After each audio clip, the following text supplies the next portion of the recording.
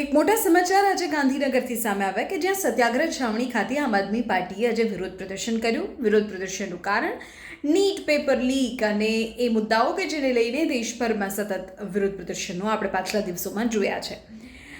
અત્યારે ચર્ચા એ વિરોધ પ્રદર્શનને લઈને નહીં પણ એક ઓડિયો ક્લિપને લઈને છે. બ્રિજરાજ નામના યુવકની એક કથિત ઓડિયો ક્લિપ વાયરલ છે અને વાયરલ ઓડિયો ક્લિપ એવો સવાલ કરે છે કે શું ગુજરાતમાં અરાજકતા ફેલાવવાનો પ્રયાસ થઈ રહ્યો છે?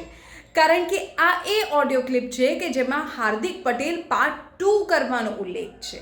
આપણે જાણીએ છીએ કે ભૂતકાળમાં હાર્દિક પટેલ અને અન્ય જે આંદોલનકર્તાઓ હતા તેમના દ્વારા આખું આંદોલન થયું અને એ સમયે ગુજરાતમાં કેવી સ્થિતિ સર્જાઈ હતી.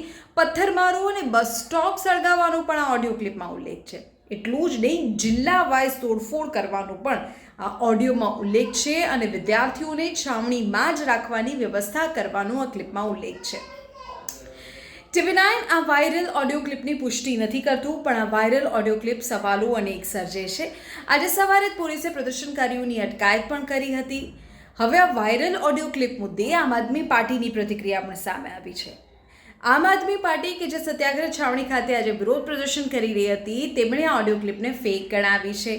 આપના પ્રવક્તા યોગેશ સાધવાણીએ નિવેદન આપ્યું અને કહ્યું કે આ ઓડિયો ક્લિપ તો AI જનરેટેડ છે. આ વાયરલ ઓડિયો ક્લિપમાં કોઈ જ સત્યતા નથી. આમ આદમી પાર્ટીને તેની સાથે કોઈ જ લેવા દેવા નથી. પણ સવાલો, આ ચર્ચાઓ આ ઓડિયો ક્લિપે અનેક સર્જ્યા છે. શું આ ખરેખર AI જનરેટેડ ઓડિયો ક્લિપ છે? જો હા, તો AI જનરેટેડ ઓડિયો ક્લિપ વહેતી કરવાનું, વાયરલ કરવાની પાછળ કોનો ઉદ્દેશ હોઈ શકે, કોનો હાથ હોઈ શકે? અથવા તો જો આ ઓડિયો ક્લિપ સાચી છે તો પછી શું ગુજરાતમાં અરાજકતા ફેલાવવાનું આખો એ પ્લાન, આ આંદોલન, આ સત્યાગ્રહ કે વિદ્યાર્થીઓના મુદ્દાને આગળ ધરીને કરવામાં આવી રહ્યું હતું? સવાલો અનેક છે.